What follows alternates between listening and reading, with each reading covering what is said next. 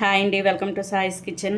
ఇప్పుడు మీకోసం పాతకాలం నాటి రెసిపీ అండి. పాల ముంజలు అయితే చేసి చూపిస్తాను. బియ్యం పిండితో చేసి చూపిస్తానండి.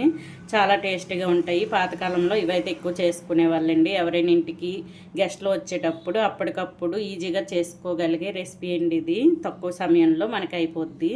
ఇప్పుడు దీనికోసం అయితే నేను ముందుగా ఒక ప్యాన్ పెట్టేసుకున్నాను. ఇప్పుడు ఇందులో 1 కప్పు వరకు బియ్యం పిండి తీసుకున్నానండి.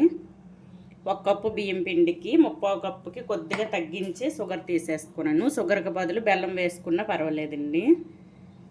బెల్లం వేసి చేసుకున్నా బాగానే ఉంటాయి.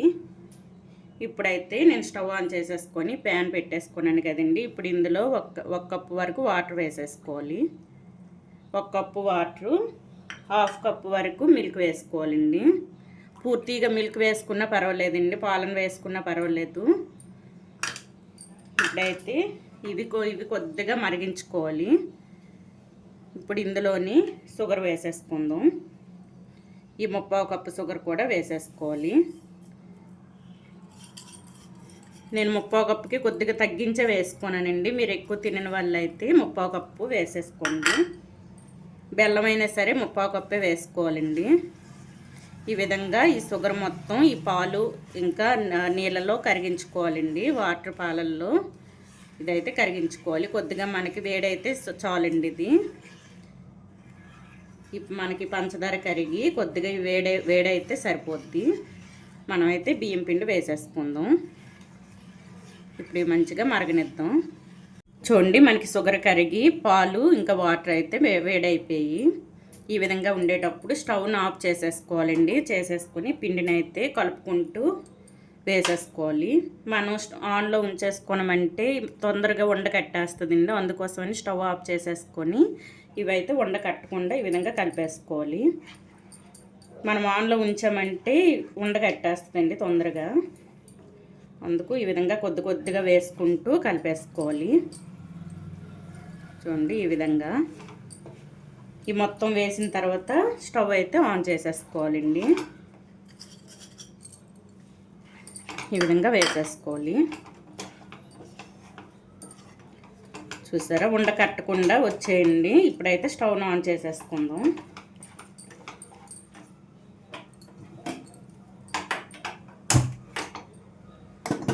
ఫ్లేమ్ సిమ్లో ఉంచేసుకొని లో ఫ్లేమ్లో ఉంచేసుకొని ఇదైతే పూర్తిగా దగ్గర పడనివ్వాలండి. ఇప్పుడు ఇందులో కొద్దిగా యాలకుల పొడి వేసేసుకుందాం. ఒక 1/2 టేబుల్ స్పూన్ వరకు యాలకుల పొడి వేసేసుకోండి. కొద్దిగా సాల్ట్ అండి. వాటర్లో సాల్ట్ వేయకూడదండి, ఎందుకంటే మనం ఈ మిల్క్ వేసుకున్నాం కదండి, విరిగిపోతాయండి పాలు అయితే. అందుకోసమని వాటర్ వేసి ఇది దగ్గర పడేటప్పుడు సాల్ట్ అయితే వేసేసుకోవాలి. కొద్దిగా అండి, లైట్గా వేసేసుకోవాలి. మనం స్వీట్ చేసేటప్పుడు ఈ సాల్ట్ వేసుకుంటే బాగుంటుందండి టేస్ట్. ఈ విధంగా మొత్తం కూడా కలిపేసుకోవాలి. చూసారా, ఈ విధంగా ఉండకట్టకుండా కలిపేసుకోవాలండి. ఇప్పుడు ఇందులో నెయ్యిని వేసేసుకుందాం. కొద్దిగా 1 టేబుల్ స్పూన్ వరకు నెయ్యి వేసేసుకుందాం. అంతే అండి, వేసేసుకొని మొత్తం కూడా ఒకసారి కలిపేసుకుందాం. ఈ ప్యాన్ నుంచి సపరేట్ అయ్యేంత వరకు ఈ విధంగా కలిపేసుకోవాలి. చాలా టేస్టీగా ఉంటాయండి ఇవి. పాతకాలంలో ఎక్కువ చేసేవాళ్ళు ఈ రెసిపీ అయితే.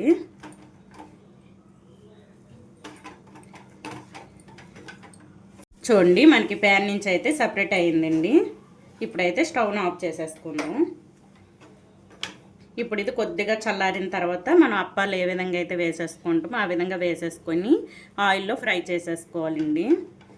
ఇప్పుడు ఇది పక్కన పెట్టేసుకొని కొద్దిగా గోరువెచ్చగా ఉండేటప్పుడు చేసేసుకోవాలి. ఇప్పుడు ఇది పక్కన పెట్టేసుకొని డీప్ ఫ్రైకి సరిపడా ఆయిల్ కూడా నేను పెట్టేసుకున్నానండి.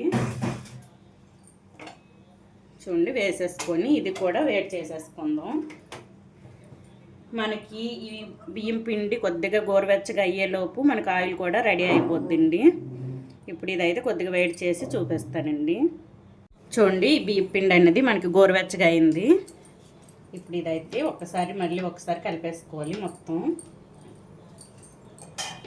మొత్తం కూడా ఈ విధంగా కలిపేసుకోవాలండి. ఈ విధంగా ఒకసారి కలిపేసుకొని ఉండలు చుట్టేసుకుందాం.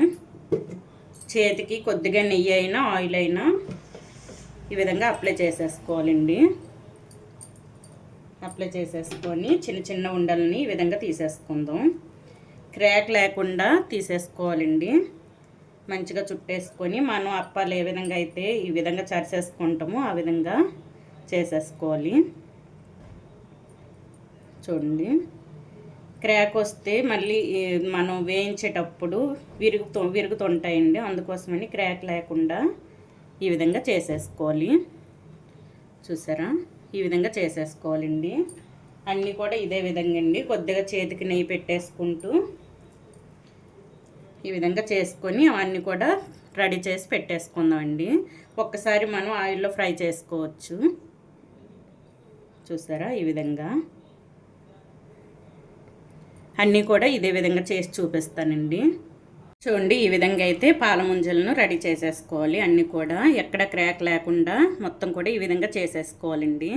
ఇప్పుడు ఇది పక్కన పెట్టేసుకొని మనకు ఆయిల్ కూడా వేడైంది. ఇది లో ఫ్లేమ్లో ఉంచేసుకొని, స్టవ్ను లో ఫ్లేమ్లో ఉంచేసుకొని ఇప్పుడు ఇవి ఒక్కొక్కటిగా ప్యాన్కి ఎన్ని సరిపోతాయి అన్ని వేసేసుకోవాలండి. ఈ విధంగా ప్యాన్కి ఎన్ని సరిపోతాయి అన్నీ వేసేసుకోవాలి. ఎక్కువ వేసుకున్నారంటే సరిగ్గా ఉడకవండి ఇవి. ఈ విధంగా అన్నీ కూడా వేసేసుకోవాలి. వేసేసుకొని రెండు వైపులు కూడా ఇప్పుడు ఫ్లేమ్ మీడియంలో ఉంచేసుకొని రెండు వైపులు కూడా మంచి గోల్డెన్ కలర్ వచ్చేంత వరకు వేయించుకోవాలండి.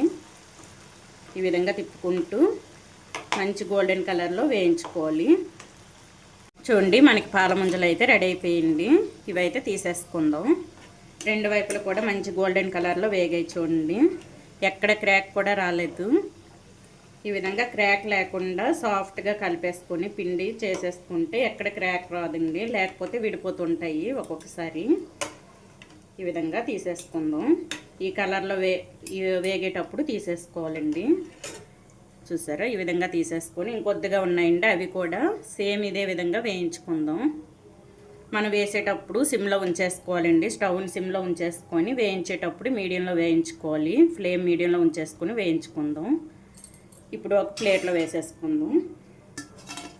ఈ విధంగా అన్నీ కూడా వేయించి చూపిస్తానండి.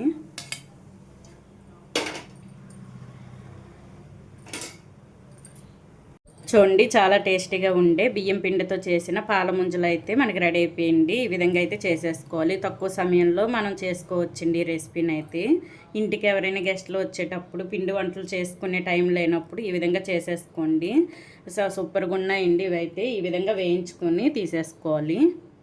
చూసారా, తక్కువ సమయంలో 15 మినిట్స్లో మనకైతే రెసిపీ రెడీ అయిపోద్దండి ఈ పాల ముంజల రెసిపీ. ఈ విధంగా చేసేసుకోండి. నేను షుగర్ వేసుకున్నాను కదా, మీరు బెల్లం వేసి అయినా చేసుకోవచ్చండి, బెల్లంతో అయినా చేసేసుకోవచ్చు. ఈ విధంగా అయితే చేసి పెట్టండి. ఎవరింటికి వచ్చినా సరే గెస్ట్లు ఇంటికి వచ్చేటప్పుడు ఈ విధంగా చేసి పెట్టండి. చిన్నపిల్లలైనా పెద్దవాళ్ళైనా చాలా ఇష్టంగా తింటారండి ఇవి. చూసారా, లోపల వరకు మనకు మంచిగా ఉడికింది. చూడండి, లోపల కూడా మంచిగా ఉడికిందండి మనకి. ఈ విధంగా అయితే చేసేసుకోవాలండి పాల ముంజలను. ఈ విధంగా చేసి అయితే పెట్టండి. ఈ బియ్యం పిండితో చేసిన పాల ముంజల రెసిపీ కనుక మీకు నచ్చినట్లయితే అండి లైక్ చేయండి, షేర్ చేయండి, నా ఛానల్ను సబ్స్క్రైబ్ చేసుకోండి. ఓకే, బాయ్ అండి.